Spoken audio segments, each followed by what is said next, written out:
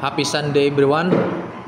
Kahit na Sunday, still duty tayo, nag-work tayo.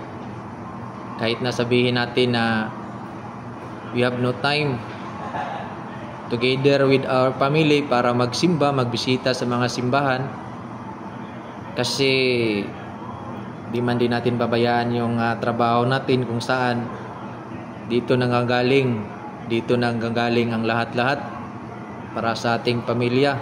But anyway, hindi naman yan rason, hindi naman yan basihan na kung hindi tayo makapagsimba, wala na tayong connection sa Panginoon, wala na tayong connection sa taas.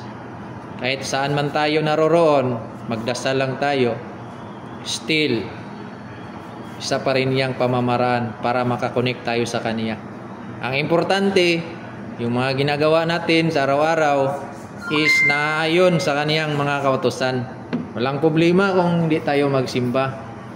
Ang importante, alam natin sa ating mga sarili kung ano yung mga ginagawa natin araw-araw, lalong-lalo na sa ating kapwa, kung ano yung koneksyon natin sa kanila.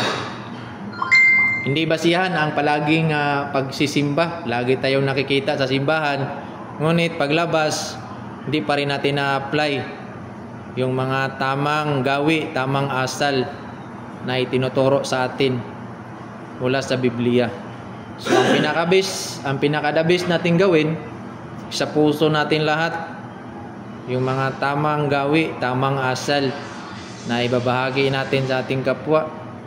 Hindi kailangan na araw-araw, linggo-linggo magsisimba.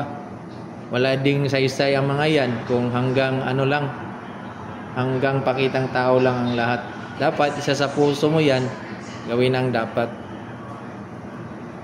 Buhay natin, busy masyado. So, minsan, kahit na linggo, mukha natin, ang mga oras natin, nakagugol na sa trabaho.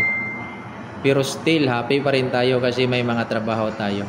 Ang iba nga, naghahanap ng trabaho, ngunit walang mapapasukan. Blessed pa rin tayo. Kaya pag-ingatan ng bawat trabaho na darating sa ating mga buhay. Kasi diyan tayo nabubuhay. Diyan natin kinukuha ang lahat.